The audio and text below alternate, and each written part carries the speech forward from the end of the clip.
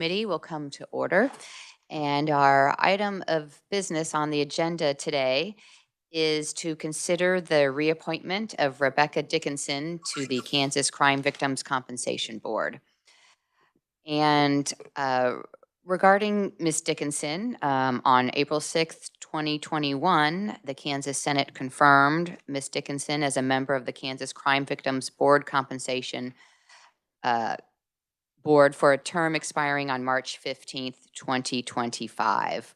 And pursuant to statute section 74-7303, the members of the Kansas Crime Victims Compensation Board are appointed by the Attorney General subject to confirmation by the Kansas Senate, which is what this proceeding is here today. So pursuant to statute, we are here to consider then the reappointment for a term that will expire on March 15th, 2029. So we have the packet in front of us, the confirmation packet, giving everyone a few minutes to consider that.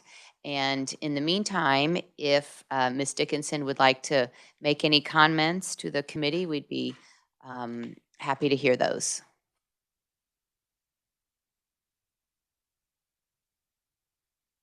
You want to go ahead and introduce yourself, and welcome to committee.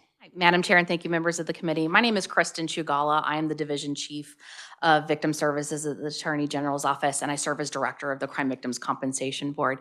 Ms. Dickinson was unable to be here today. She has a business meeting, but if you have any questions about her serving on the board, I'd be happy to stand for questions. Okay, thank you. My question was going to be, in the next four-year term, what, if anything, Ms. Dickinson would like to see improved about the board and its operations? Oh, great. So yes, thank you, Madam Chair, and members of the committee. We've been discussing ways to improve compensation at our monthly board meetings. So some of the things that the board members have been discussing that they are in support of are maybe expanding how we're able to cover mental health expenses for crime victims. So that is something that we're looking at, hopefully improving in the next 4 years, is expanding how those are paid. Thank you. And we do have a lot of new members to the Senate Judiciary Committee and new to the legislature. Would you give us just a brief summary of the role of the Kansas Crime Victims Compensation Board and what the board does? Yes, absolutely. Thank you, Madam Chair.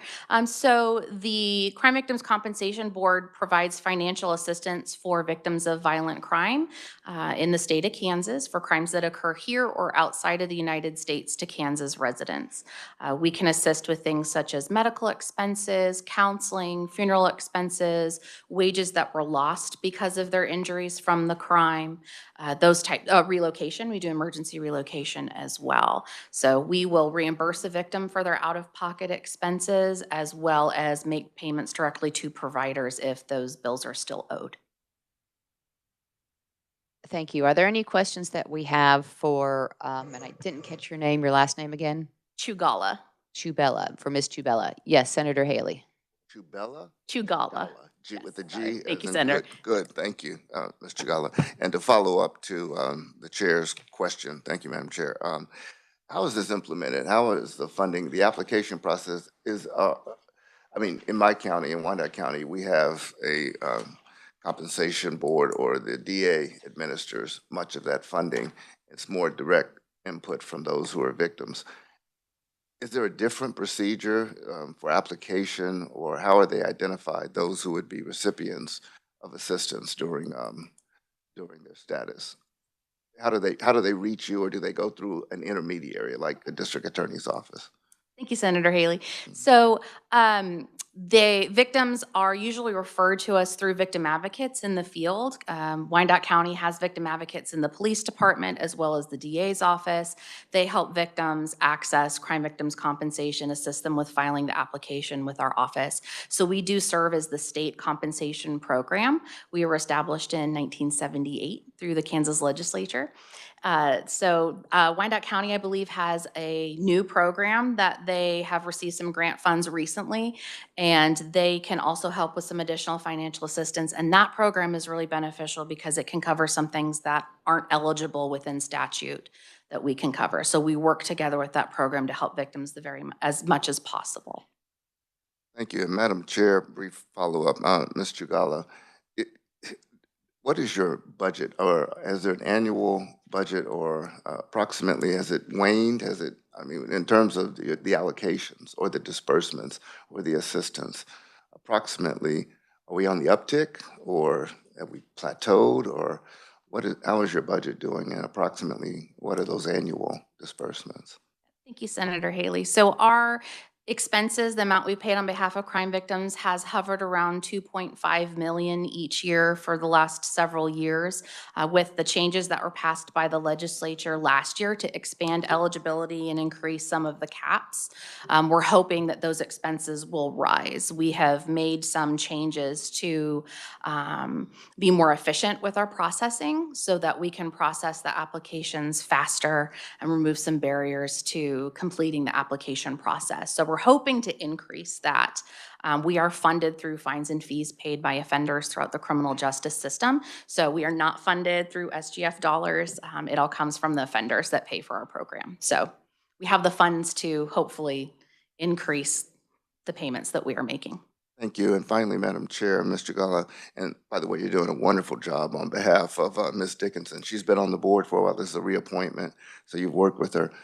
Would you say there are anomalies in terms of populations for where your disbursements are going to particular population driven? Is it population driven, or would there be any place where disproportionately those funds are being received? I don't know if I would be able to identify that off the top of my head. I have to dig into the data and look. We do make a targeted effort to make sure that we're reaching out to all of our areas, but I do know that there are certain areas where we see a lot of applications from, and those are areas with the higher crime rates. So Thank you, Mr. Gall. You've done a wonderful job, and certainly, I guess on your recommendation, she'll enjoy my support, and Ms. Dickinson will. Appreciate that. And I thank you, Madam Chair, for your indulgence. Thank you. Senator Reichman. Thank you very much, Madam Chair, and thank you, Shulala, or however you pronounce your name. I'm sorry, I butchered it. My concern is that Rebecca Dickinson is not here. I was looking forward to talking to her and asking her questions. I appreciate, though, that you're coming and stepping up for her. Could you give me any reason that is she still interested in this job? Or is it, what kind of business thing are going on, or whatever? That just kind of gave me a red flag, and I would like to have some reassurance. Thank you. thank you, Senator Reichman.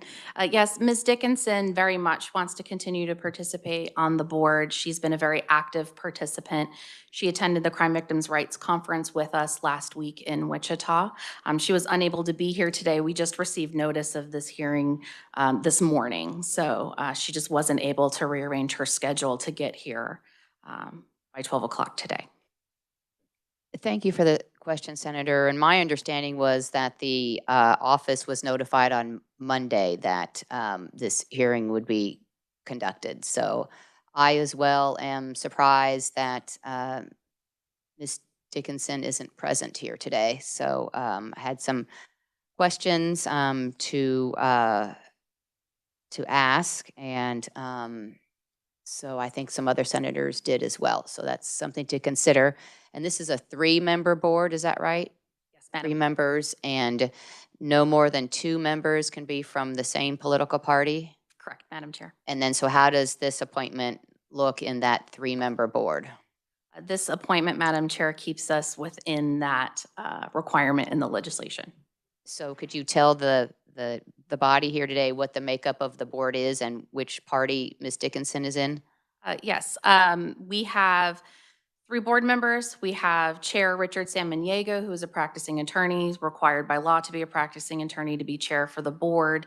And we have Chief Stuart Height, and I believe they are both Republicans. And then Becky Dickinson would serve as our Democrat representation.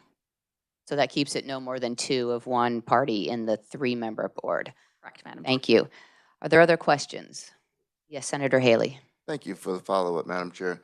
Are members of this board compensated? Is this a compensatory board?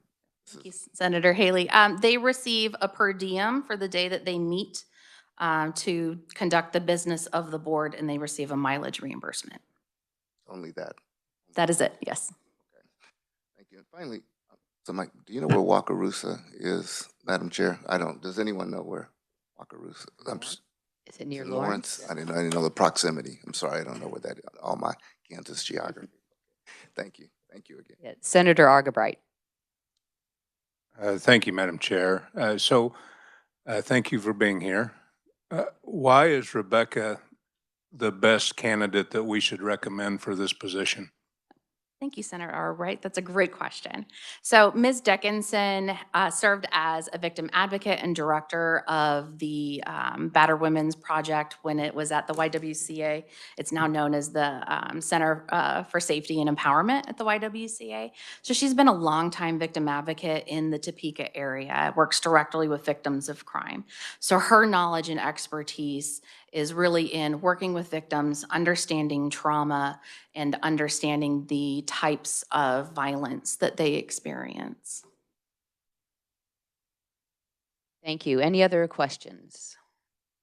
Not seeing any, then thank you for stepping up and providing some information and some background and some insight into Ms. Dickinson and how she has served Kansas on the board and how she would intend to serve another term, another 4 years on the board. So appreciate it. Did you have any remarks you wanted to close with or share with the committee? Thank you, Madam Chair and members of the committee. I appreciate you allowing me to speak on Ms. Dickinson's behalf today. I've worked with her for longer than she's been on the Crime Victims Compensation Board and other capacities that she's served.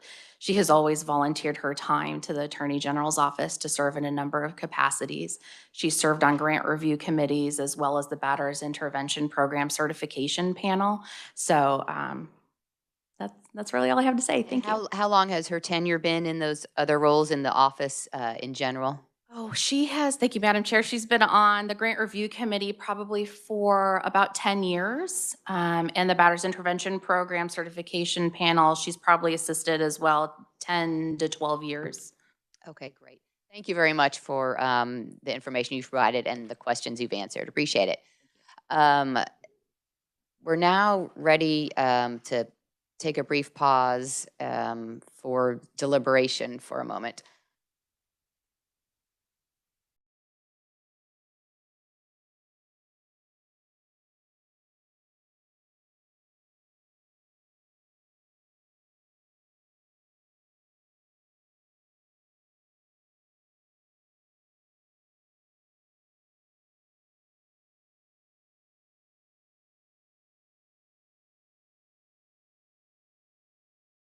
Committee. So we're now at the point where we can consider a motion regarding the appointment, and this committee, we can have some discussion. The options are either to advance the appointment with recommendation that the appointment be confirmed, or advance it to the Senate floor without recommendation, or advance it to the Senate floor that the appointment not be confirmed. So we'll open it up for discussion and any motion and a second.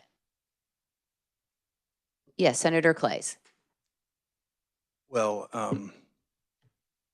I think this is a fine candidate, and I would vote for this candidate if she were here, but just in principle, I'm not going to vote for any candidate that doesn't show up for the meeting, even if it's a good excuse. And this sounds like it might be one, but so I would move that we move this without the last choice. I forget what it was again. That So either with recommendation for confirmation, with no recommendation, or recommend not be confirmed. I recommend it at this time that it need not be confirmed. Okay, is there a second? Senator Schmidt has a question. Thank you, Madam Chair. And I share my colleagues' concerns. I guess, is there any way for us to get the ground truth about the if she received the message, maybe at a late date, or if we could put a pause to just figure out what happened before we make a judgment? Sure, I think it sounds like the committee would like an opportunity to talk with the appointee. So maybe we could stand in recess for a minute and see what schedules look like for the rest of today. And Senator Corson. Thank you, Madam Chair. I had a question. So I see the term is expiring on, or has expired on March 15th, 2025. What is the ability of Ms. Dickinson to, or somebody to continue serving past the expiration of their term? Is there, I know in some other positions that there's a certain window that you can serve for a certain period of time, or like, is she not able to serve now because we're past March 15th? Is she currently unable to serve? Is she still serving? What is, I'm just unfamiliar with this particular statutory construct and kind of what she is and isn't able to do. And Thank while you, we're ma'am. waiting for that answer, just to let committee know and those following along in the committee meeting room and online, this was an appointment that came to the to the chair's attention just this week. So it's not one that we've been sitting on or anything like that. So.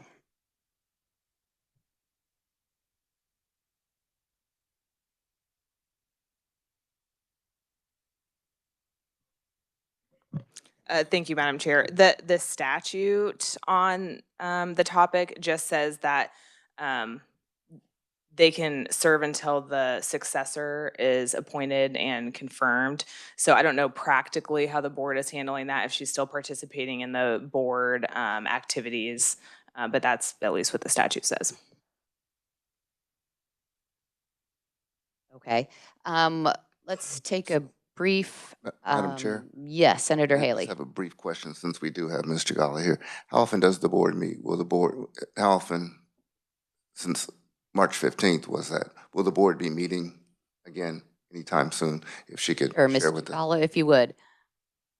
Thank you, Senator Haley. Kristen Chagala, Division Chief of Victim Services at the AG's office. They meet monthly. So yes, and she has been continuing to participate, or will. We haven't had a meeting since the term expired, but we will be having a meeting next week. Thank you, Madam Chair. Thank you. And let's pause for just a moment and maybe we can get back on the calendar for this afternoon. Yes, Senator Reichman.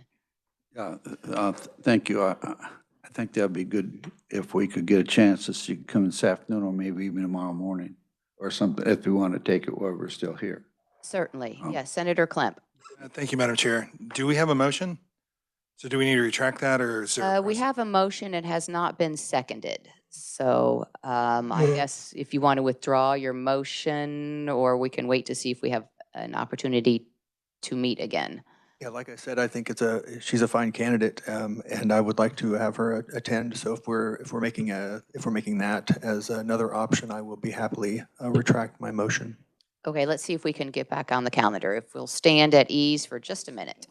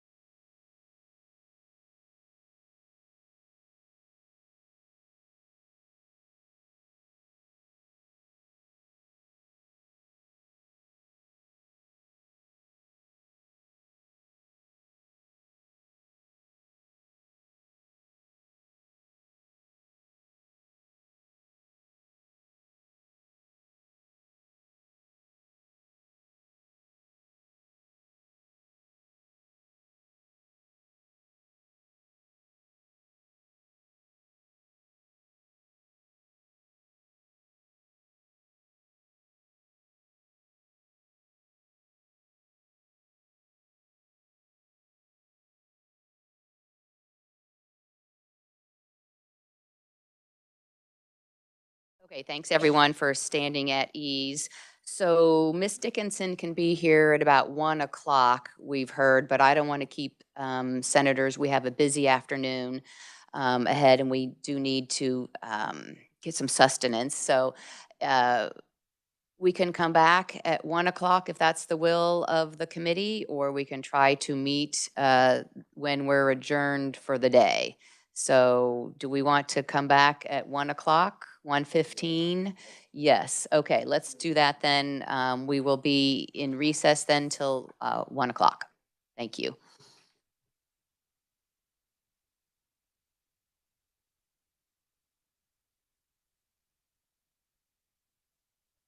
Or let's make that about 1:10, everybody, if we can. 1:10-ish, 1:10, thank you.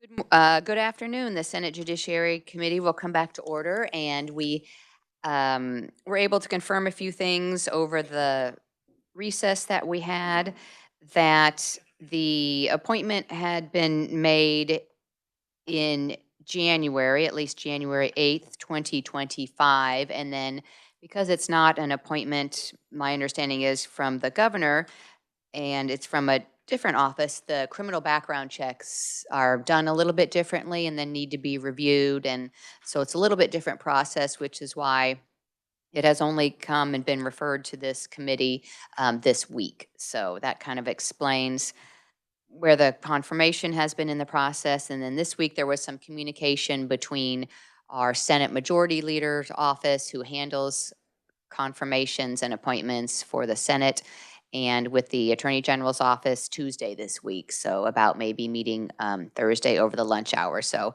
in any event, we're all caught up, and Ms. Dickinson is here. And so if you want to say a few words and introduce yourself, that would be great. And yeah, please introduce yourself and tell us a little bit about your role on the board.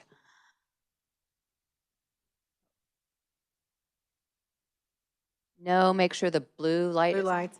Yes. Okay. All right. Good afternoon. I am Becky Dickinson, and I have been serving one term on the Crime Victims Compensation Board. It extends victim advocacy work that I did for 14 years when I was a victim advocate here in Topeka and Shawnee County.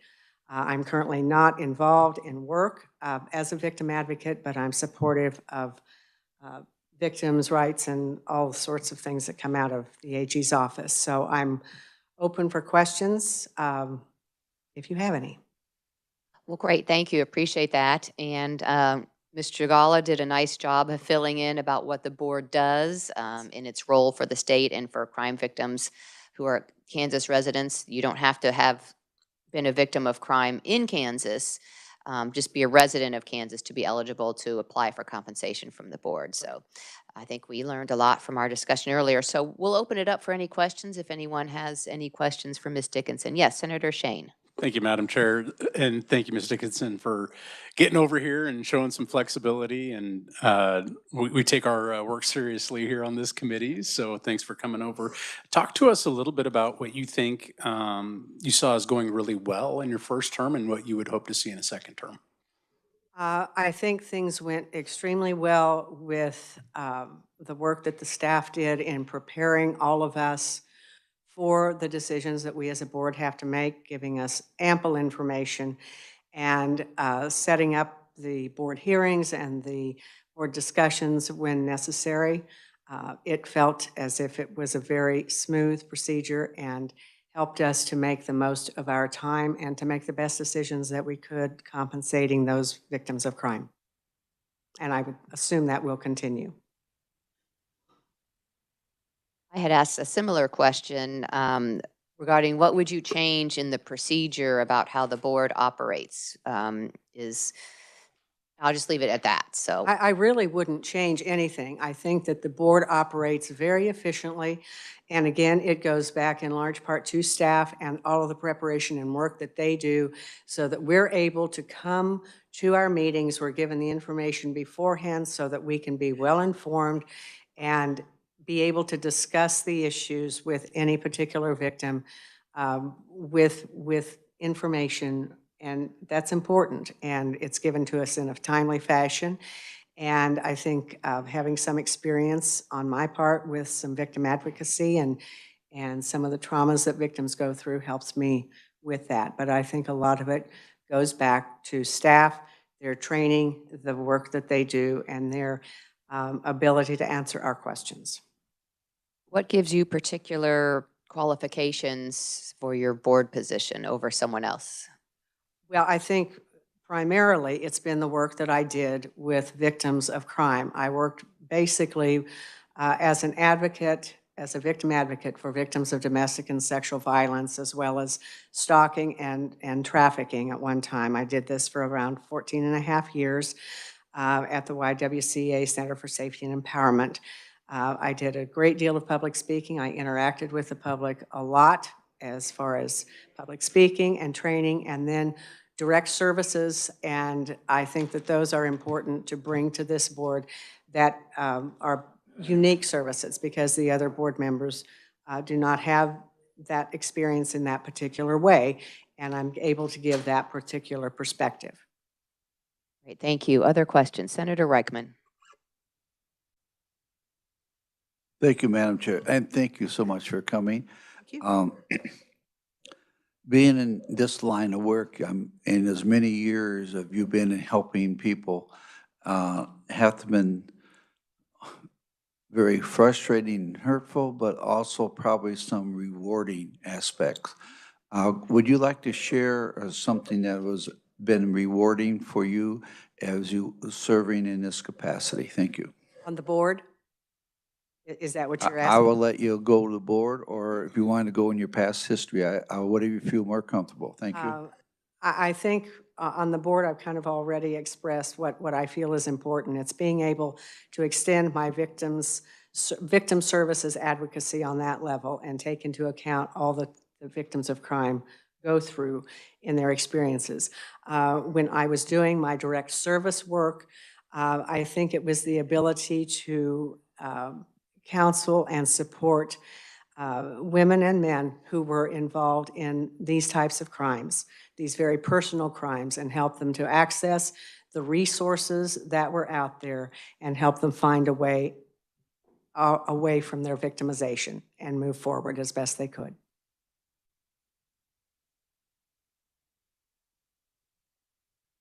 Sometimes I can push this button better than others, okay? Sure.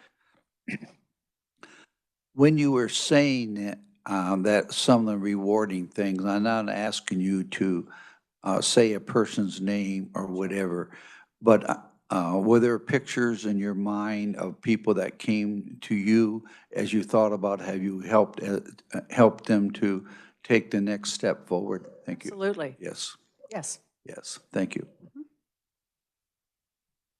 When the crime victim makes an application for compensation, and is the crime victim in front of the board personally asking for resources, or is it just a paper application and you're making your decision as a board member based on a paper application or an in-person opportunity to ask questions?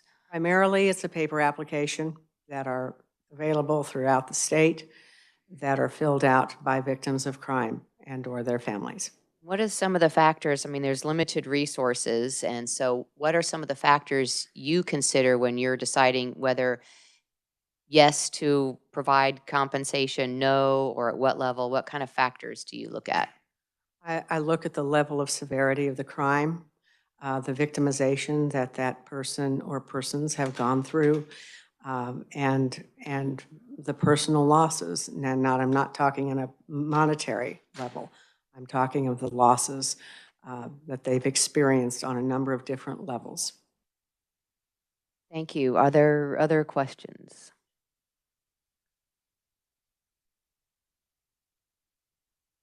Wanted to make sure no other questions from any of our committee members, so not seeing any. And with that then, did you want to make any closing remarks or tell the committee anything?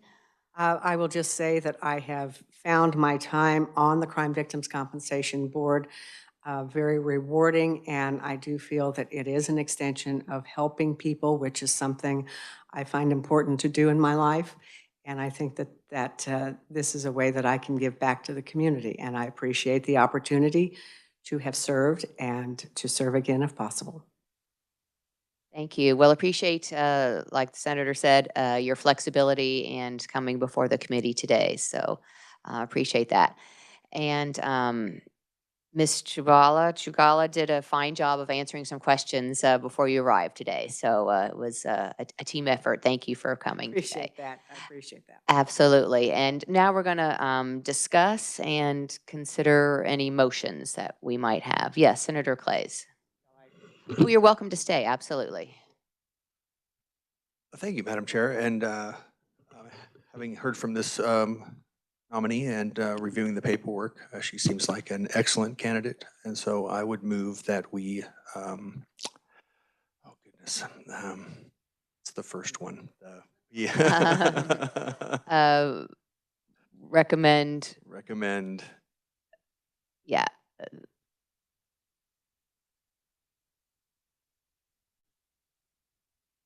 Forward it to the full Senate to approve the appointment. that's the one, forward to the To the full Senate Senate. to approve To the approve. appointment, if we have that right. The revisor is saying yes. So, yes, Senator Argabright with the second. Is there any discussion? Not seeing any, then you all have heard the motion. All those in favor signify by saying aye. Aye. Those opposed, no. The motion carries. Congratulations, Ms. Dickinson, on advancing to the Senate as a whole. My understanding is that I think we will be having an opportunity to vote on this on the Senate floor tomorrow morning. Not for certain, but thank you again for your cooperation today and coming to testify. And committee, you thought when we adjourned in March, that was our last meeting, but I think this really is our last meeting for this session. So thanks everyone for your continued attention and your work, and to our staff as well. And make sure that you turn in your confidential confirmation packets back in. So with that then, committee is adjourned.